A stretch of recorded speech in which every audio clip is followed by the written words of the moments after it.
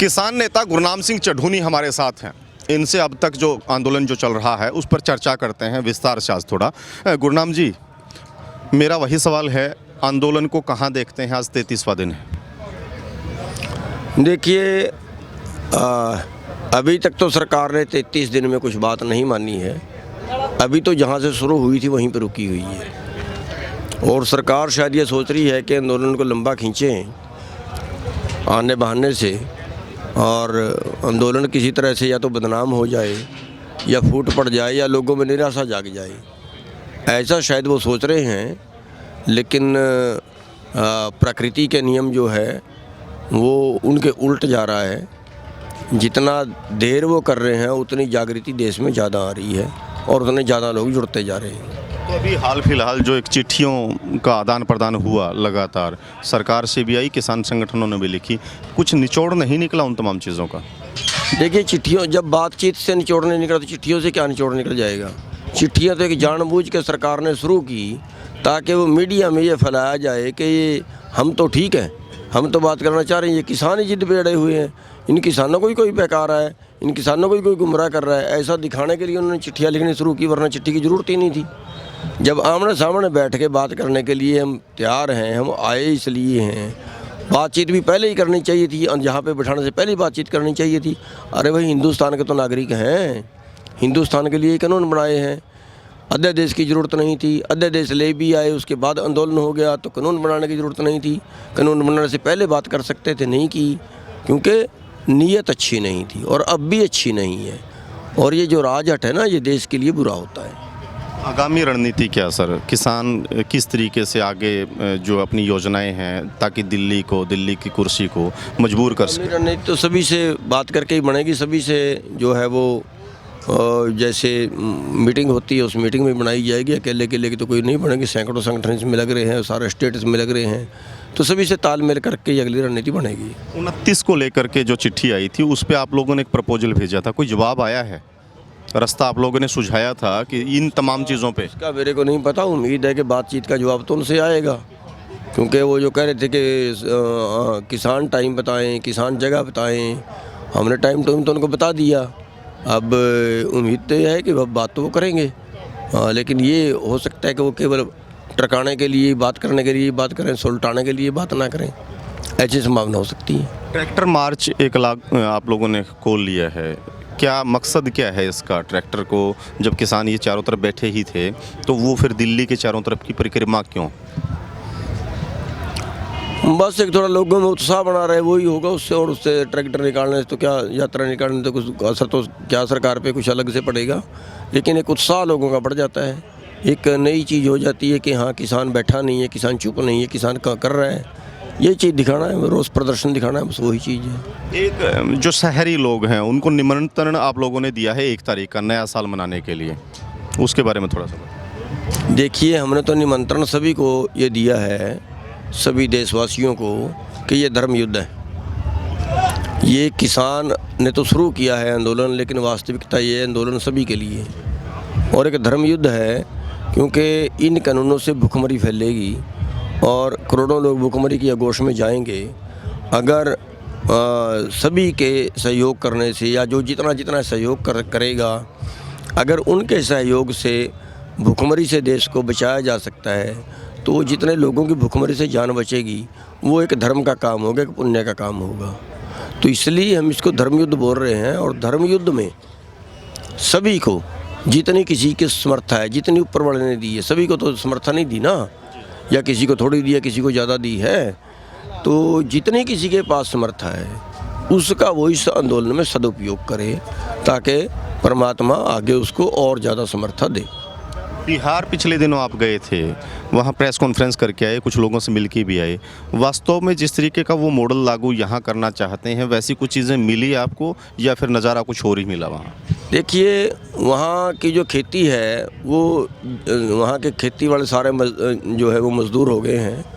और यहाँ आके आप देखें, दिल्ली में, हरियाणा में, पंजाब में जितने रेडी फड़ी लगा रहे हैं, कोई दुकानों पे काम कर रहे हैं, कोई और कुछ और छोटा मोटा काम कर रहे हैं, या जो मज़दूरी कर रहे हैं, वो सारे लोग जितने भी ज़्यादा बिहारी यहाँ पे हैं या उत्तर प्रदेश से हैं, और वहाँ पे वो ज़मीन के मालिक हैं, वहाँ पे वो किसान हैं। यानी अब वो किसान नहीं रहे, मजदूर बन गए। ये कह रहे हैं बिहार मॉडल लागू करो, लेकिन बिहार का किसान ये कहता है कि अगर पंजाब मॉडल बिहार में आ जाए तो फिर बिहार का किसान बच जाए। और हम भी यही कहते हैं कि आप वन नेशन वन मार्केट की बात कर रहे हो। वन नेशन वन मार्केट में जो अच्छा पहले जहाँ है उस अच्छाई का ही तो सारे देश में करते होंगे ना भाई। अगर कोई बुरा आदमी है, बुरे आदमी से सीख थोड़े ही लोगे। जो अच्छा आदमी है, ठीक आदमी है, उसी से सीख लोगे। तो जो मॉडल पंजाब का है वो अच्छा है, हरियाणा का अच्छा है, ये मॉडल बिहार में लागू करो ना। और उन लोगों का के जब मैंने कई लोगों से वहाँ पे बात की है तो वो लोग आंदोलन करना चाह रहे हैं, लेकिन किसी तरह से संगठित नहीं है, गरीबी की वजह से संगठित नहीं है, संसाधनहीन है। लेकिन फिर भी उनके मन में एक उत्साह है कि हमें भी इस आंदोलन में शामिल होना चाहिए। और वो इस बात को समझते हैं कि अगर पंजाब मॉडल बिहार में लागू होता है तो फिर तो बिहार का किसान भी ठीक तरक्की करेगा।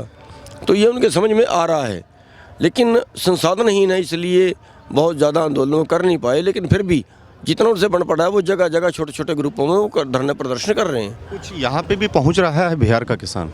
बिहार के कुछ किसान यहाँ पे पहुँचे थे, लेकिन फिर वही चीज़ है, इतने दूर से आना, उनके लिए ट्रेनें बंद हैं, वो संभव नहीं हो पा रहा हूँ, संसाधनहीन है।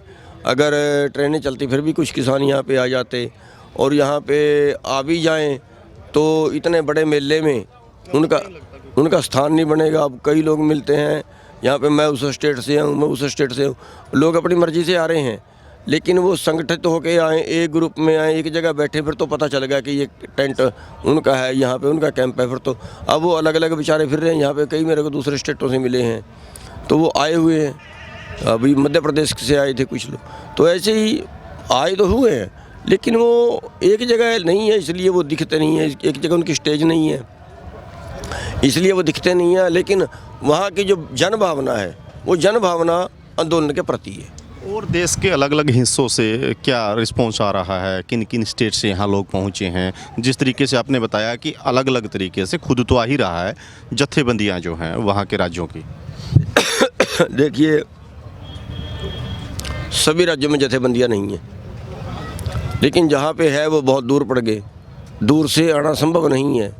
अब मान लिया तमिलनाडु से किसान यहाँ के लिए आना चाह रहे थे, 350 किसानों को रास्ते में पकड़ लिया। 350 किसानों का आना भी बड़ी बात थी, जो अय्या कन्नू वाला ग्रुप था। जी।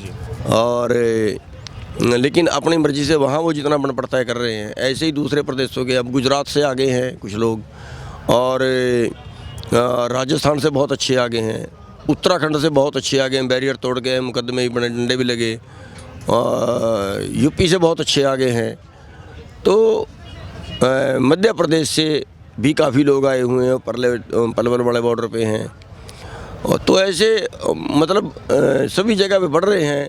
तो कल मैं ढांसा बॉर्डर पे गया, हालांकि ढांसा बॉर्डर तो हम गिनते ही नहीं, हमारी गिनती में नहीं है ढांसा बॉर्डर, लेकिन कल गया वहाँ पे 2000 आदमी बैठा हुआ है, 2000 से भी ज़्यादा आदमी वहाँ पे बैठा हुआ है।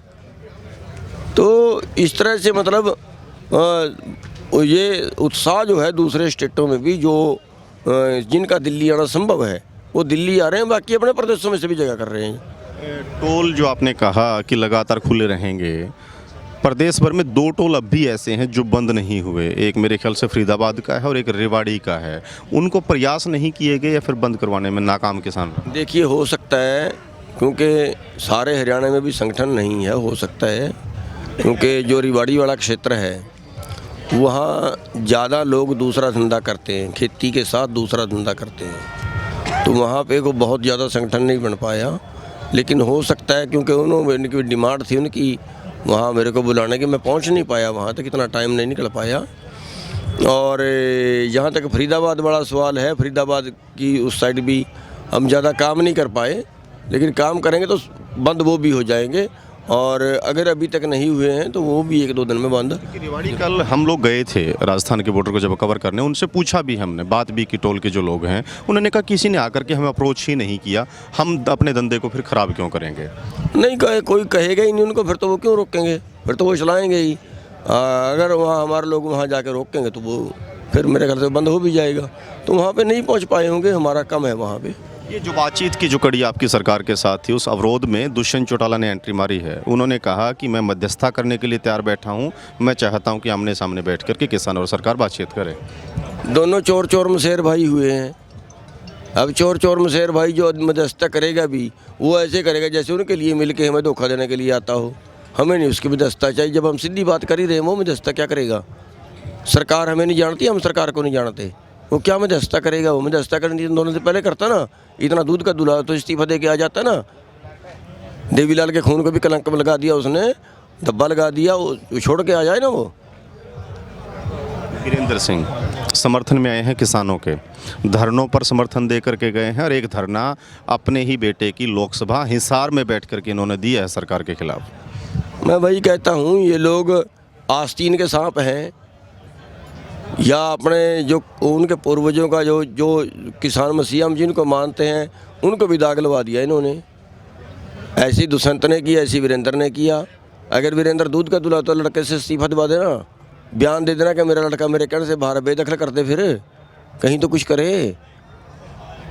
तो लड़का तो देश का MP है और वो कह रहे मैं धरना दे रहा हूँ। क्या ड्रामा है ये धोखा है जनता से। जनता को जो बेवकूफ़ बना रहे हैं ना, जनता इनके जानती है सारा, टाइम पे बता भी देगी इनको। हनुमान बेनीवाल राजस्थान से समर्थन देने आए हैं किसानों को, NDA से नाता तोड़ लिया है, दावा कर रहे हैं कि 2 लाख किसानों के साथ मैं इस बॉर्डर पर बैठूंगा और यहाँ धरना दूंगा। लेकिन एक जो कड़ी दिखाई दी, वो किसानों के साथ नहीं, किसानों से अलग एक मंच बना करके बैठे हैं। देखिए, वो एक राजनेता है, वो किसके साथ पहले था आया उससे टूट गया, अब वो एक अलग मैटर है। लेकिन अगर फिर भी रिज़ाइन दे के आ गया है तो फिर भी ठीक है। लेकिन राजनेता जो है ना, ये कहीं ना कहीं अपना फ़ायदा ढूंढते हैं। वो बात तो इनके दिमाग से निकलती ही नहीं ना। अब वो शायद ये सोच रहा होगा कि मैं इस्तीफ़ा दे के फिर शहीद बन जाऊं, फिर मैं अपनी पार्टी खड़ी करूं, फिर मेरा पार्टी का फैलाव हो जाए। ऐसी बातें इन लोगों के दिमाग में रहती हैं। लेकिन फिर भी अगर वो रिज़ाइन दे के आया है, फिर भी अच्छा है, उसका स्वागत है अगर वो किसानों की मदद में आया है। तो सर, मैं नाम तो नहीं पूछूंगा, अंदर खाते तमाम जो राजनेता हैं, हरियाणा के विधायक हैं, मंत्री हैं, मेंबर पार्लियामेंट हैं, बातें आपकी होती होंगी, कैसा कोई निकाल ही लेता होगा। ओवरऑल क्या रिस्पॉन्स है? तंग हैं, खुलकर कहीं नहीं आ पा रहे हैं, कुछ इस तरीके की बातें आ रही हैं क्या? देखिए, मेरी को बहुत ज़्यादा उनसे बात नहीं हुई, लेकिन लोगों से जो सुनते हैं कि कुछ JJP के MLA, BJP के कुछ MLA वो अंदर से बहुत ज़्यादा राज़ी नहीं है। छोड़ के नहीं आ सकते, लालची हैं, लेकिन अंदर से राज़ी नहीं है। या छोड़ने में एक मजबूरी उनकी ये भी है कि वो 2/3 चाहिए, उनकी मेंबरशिप जाएगी। बड़ी मुश्किल से तो एक बार MLA बने थे, दोबारा बनेंगे कि नहीं बनेंगे पता नहीं। ये कई लोग सोचते हैं। तो लेकिन अंदर से BJP के भी कई लोग हैं जो इन कानूनों से राज़ी नहीं हैं, लेकिन उनकी बोलने की हिम्मत नहीं है। बहुत बहुत शुक्रिया सर आपका समय देने के लिए। ये गुरनाम सिंह चढ़ूनी थे, भारतीय किसान यूनियन के प्रदेश अध्यक्ष हैं। बताया किस तरीके से किसान अपनी लड़ाई को लड़ रहे हैं, क्या आगे की रणनीति रहेगी। तलखी इनकी दिखी दुष्यंत चौटाला को लेकर के, वीरेंद्र सिंह को लेकर के और हनुमान बेनीवाल को लेकर के।